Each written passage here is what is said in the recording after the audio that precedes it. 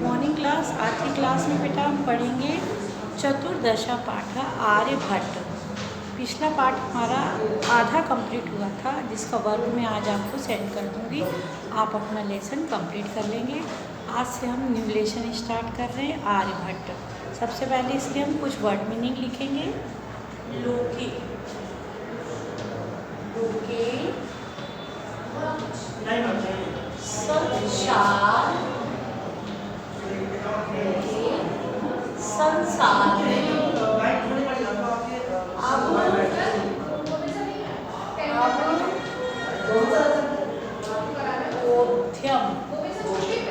बोध्यम समझने योग, समझने योग, अबोध्यम समझने योग, अबोध्यम समझने योग। अचला, अचला मतलब स्थिर, चला, चला मतलब गतिशील, स्वकीयम स्वकीय, स्वकीय अपने, अच्छे, अच्छे मीन्स धूरी पर,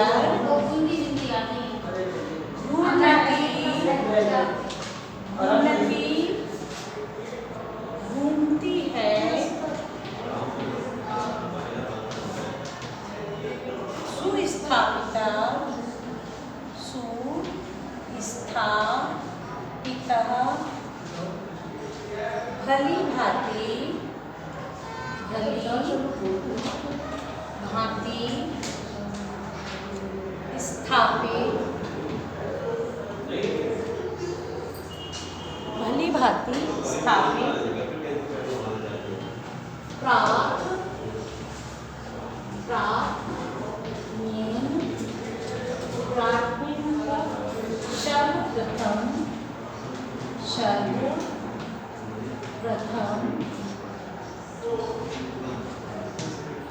ज्योति, ज्योतिर्विद, ज्योतिर्विद मतलब ज्योतिषी, रूढ़ी, रूढ़ी मतलब प्रचलित प्रथा, प्रचलित प्रथा,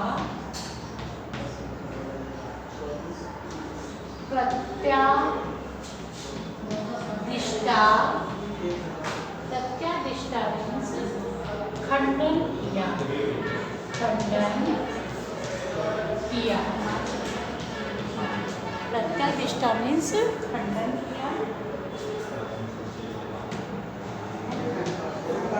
खिस्ताते, खिस्ताते मीन्स ईस्वी में या सन, ईस्वी में। सत, सत सप्तति, षट शक्ति, 76, 76 वैशी मतलब आयु, आयु, आयु में निक्षा, निक्षा मीन्स होता है निकट, वेदशाला, वेदशाला, ग्रह नक्षत्रों, ग्रह नक्षत्रों को जानने की, ग्रह नक्षत्रों को जानने की प्रयोगशाला, प्रयोगशाला। आकलन, आकलन मीन्स गणना, आकलन गणना।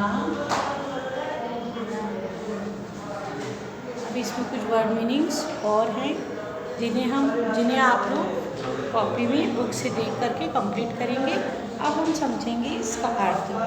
पूर्व दिशायां उदेति सूर्य पश्चिम दिशायां च अस्तं गच्छति इति दृश्यते ही लोके। हमें संसार में दिखाई देता है कि सूर्य पूर्व दिशा से निकलता है और पश्चिम दिशा में अस्त हो जाता है। परम न अनेन अबोध्यमस्ति यत् सूर्य गतिशीला इति। परंतु इससे यह नहीं जाना जा सकता है कि सूर्य गतिशील है। हम ये नहीं कह सकते कि सूर्य गतिशील है। सूर्योश्चला, सूर्य अचल है। पृथ्वी च चला या स्वीकियम अक्षे घूमती। पृथ्वी क्या है? ये चल है। और स्वीकियम से ये अपने अक्ष पर, अपनी धुरी पर घूमती है। ये सिद्धांत स्थापित हो चुका, हम सभी जानते हैं। सिद्धांत्यों प्राप्त में येन परिवर्तिती सा आसित। इस सिद्धांत को सर्वप्रथम जिन्होंने परिवर्तित किया वो कौन थे? महान गणित ज्योतिषशास्त्री आर्यभट्ट। पृथ्वी स्थिरा वर्तते इति परंपराया प्रचलित। पृथ्वी स्थिर है, ये परंपरा प्रचलित थी, परंतु प्रचलित रूढ़ी इस पुरानी परंपरा को, जिसका खंडन कि इस पुरानी परंपरा का आर्यभट्ट जी ने खंडन किया। तेन उद्यत यत् गतिशीलाम। इसका एक उदाहरण है कि जिस प्रकार से गतिशील नौका उपविष्ट मानवा, उपविष्ट में बैठा हुआ, उस पर बैठे हुए मानव को नौका स्थिरानुभवती। नौका कैसी अनुभव होती है? स्थिर है। अन्याच पदार्थ गतिशीलाम अवगच्छति। और उसको अन्य पदार्थ कैसे दिखाई देते हैं? कि गतिशील है। एवमेव गतिशीलाय पृथ्व्याम अव्यवस्थता मानवा पृथ्वी स्थिरानुभवती सूर्यादि ग्रह एतव। इसीलिए क्या होता है कि गतिशील पृथ्वी को देखते हुए उस पर स्थित मनुष्य को कैसा लगता है कि पृथ्वी जैसे नौका में लगता है कि पृथ्वी स्थिर है और सूर्य आदि ग्रह गतिशील दिखाई पड़ते हैं। 1476 तमे ख्रिस्ताब्दीये आर्यभट्टजम लब्धि वानिति तेन एवं विरचिति आर्यभट्टियम इत्यस्य ग्रंथे उल्लेख। आर्यभट्ट के द्वारा उल्लेखित ग्रंथ आर्यभट्टियम में इसका उल्लेख मिलता है कि उनका जन्म 476 ईस्वी में हुआ था। ग्रंथो तेन त्रयोविंशतितमे वयसि विरचित। जब उनकी उम्र 23 वर्ष की थी तब उन्होंने इस ग्रंथ की रचना की। ऐतिहासिक स्रोतों भी ज्ञायते यत् पाटलिपुत्रम निष्का आर्यभट्टस्य वेदशाला आसीत्। ऐतिहासिक स्रोतों से भी ज्ञात होता है कि आर्यभट्ट की वेदशाला, जिसमें ग्रह और नक्षत्रों आदि को जानने की जो प्रयोगशाला है वो पाटलिपुत्र में स्थित है। अनेन इदम अनुमेति यत् तस्य कर्मभूमि पाटलिपुत्रे आसीत्। इससे हमें अनुभव भी होता है कि उनकी जो कर्मभूमि थी वो पाटलिपुत्र है। उन्होंने वहीं से अपना कार्य प्रारंभ किया। आर्यभट्टस्य योगदान गणित ज्योतिषा संबंधे वर्तते। उनका आर्यभट्ट का योगदान गणित ज्योतिष शास्त्र में रहा है। संख्या नाम आकलन महत्व आदित। उन्होंने संख्याओं के आकलन को बहुत अधिक महत्व दिया। आर्यभट्ट ज्योतिष फलिता ज्योतिष शास्त्रे न विश्वस्ति इसमें। आर्यभट्ट जो थे वो फलित ज्योतिष शास्त्र। फलित ज्योतिष शास्त्र क्या होता है? जो हमें पंडित जी आदि बताते हैं उस पर वो विश्वास नहीं करते थे। गणितीय पद्धति कृतम आकलन माध्यति एव तेन प्रतिपादितम यद ग्रहेण राहु केतु नाम दानवो नास्ति कारण। गणितीय पद्धति पर आधारित आकलन को ही वो वरीयता देते थे। इसी से उन्होंने बताया कि जो ग्रहण होता है वो राहु और केतु, लोगों का मानना था कि राहु केतु नामक जो दानव हैं ये सूर्य और चंद्र को अपने मुख में ग्रहण कर लेते, जिससे कि ये हमें दिखाई नहीं देते और ग्रहण का कारण है। तो उन्होंने क्या कहा कि ये राहु और केतु इस ग्रहण का कारण नहीं है। यत् तु सूर्य चंद्र पृथ्वी इति त्रीणि एव कारणानि सूर्य परितः भ्रमन्ते पृथ्व्यां चंद्रस्य परिक्रमापथेन संयुग्रणं भवति। यत् तो उन्होंने क्या कहा कि इसके तीन कारण हैं। त्रिकारणानि मतलब तीन कारण हैं, कौन कौन? सूर्य, चंद्रमा और पृथ्वी। यदा पृथ्वी छाया पाते चंद्रस्य प्रकाश अवरुद्धे भवति। कभी कभी क्या होता है, पृथ्वी की छाया पड़ने से चंद्र का प्रकाश अवरुद्ध हो जाता है, तब चंद्र ग्रहण पड़ता है। और जब कभी पृथ्वी सूर्योस मध्य समागता चंद्रस्य छाया पतेन सूर्य ग्रहण भवति।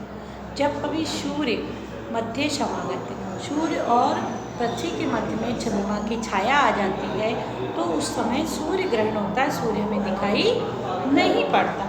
समाजिनी नूतनानि विचारणानि स्वीकरणीयं प्रायः सामान्य जना कठिन होते। समाज में इन नूतन विचारों को, नवीन विचारों को ग्रहण करने में थोड़ा समय लगा, कठिनाई अनुभव हुई सामान्य लोगों को।